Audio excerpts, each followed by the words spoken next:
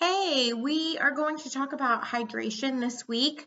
So we're going to talk about the importance of drinking water, how much you need, and then not just hydrating with water, but making sure that we are getting enough of the minerals, salt, magnesium, and potassium. So the reason hydration is so important is because our body is made mostly of water. Our muscle cells, the insides of our cells, the outsides of our cells, we have intracellular water and extracellular water.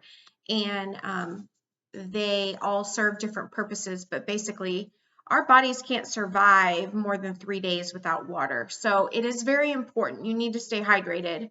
Um, and rule of thumb, an average size adult with a fairly low to modest amount of activity needs half of their body weight in ounces of water. So I'm 145 pounds, so I need at least 72 and a half ounces of water a day.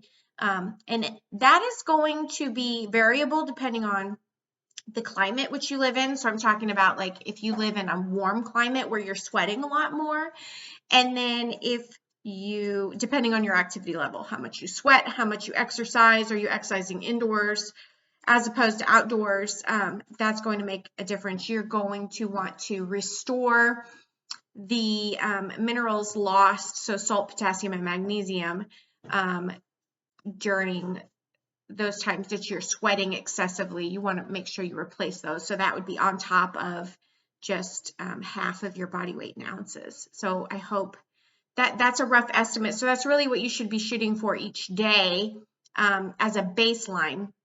Now, salt, magnesium, and potassium, those are essential minerals. We have to have those for proper cell function.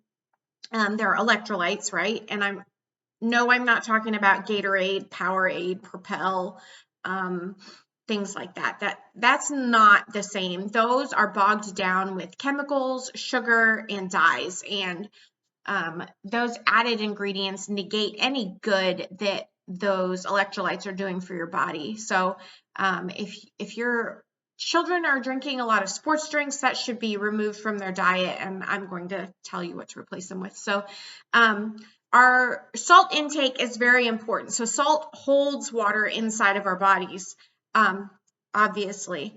And potassium and magnesium hydrate the cells. So we need about a tablespoon and a half, or a teaspoon and a half, I'm sorry, to 2 teaspoons of salt per day. And that's a good amount of salt. That means you can salt each meal. Now, this is going to be a lot less than the sodium you are consuming in processed foods. So things like canned soup, and packaged crackers and chips and those types of things. Those have a lot of added sodium, and that's not so good for us. But as for salt, you're adding salt to your food and maybe salt to your water, and that's where a good quality electrolyte comes in to add to your water intake throughout the day. So don't skip salt. Salt is not bad for you.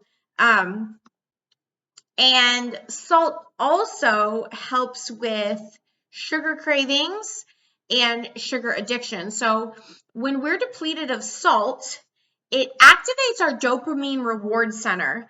And one of the greatest substances that satisfies your dopamine reward is refined sugar. So I'm not talking about sugar in fruit. I am talking about refined processed sugar. So because it's crystallized, it's super powerful. So just like cocaine and just like opioids from, plants, they're processed and crystallized, so they're super powerful. So when you eat them, you get a really big dopamine hit. So that reward center is like, ooh, reward. You like that feeling, and typically you want more.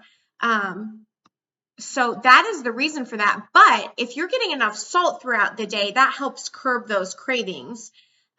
So make sure you're getting satiated and satisfied with enough good quality salt at meal times. That will really help. I notice a difference with myself.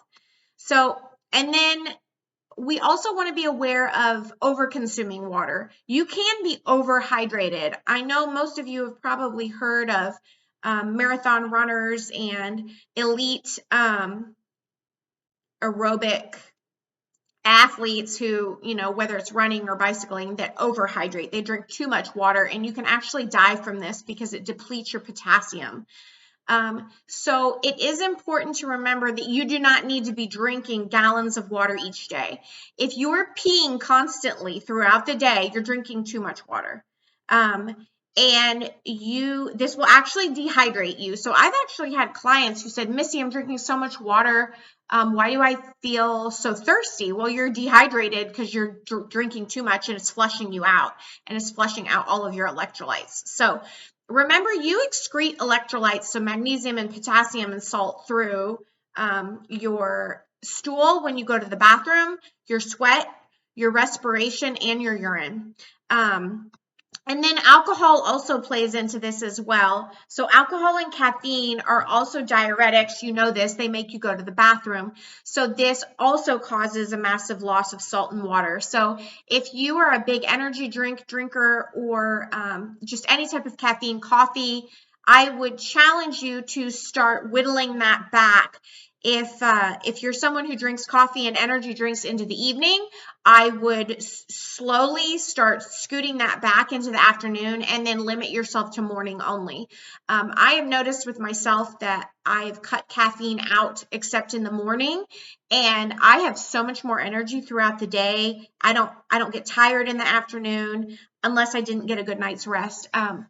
But I feel a lot better, and I typically only have 1 cup of coffee. So, but I had energy drinks throughout the day. I would have pre-workout. I don't need that anymore.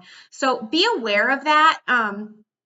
And with alcohol, alcohol pulls salt out of your, causes you to lose water and electrolytes out of your neurons. And that's why you tend to get a headache if you are hungover. And then sugary beverages do the same. They pull water out of your cells.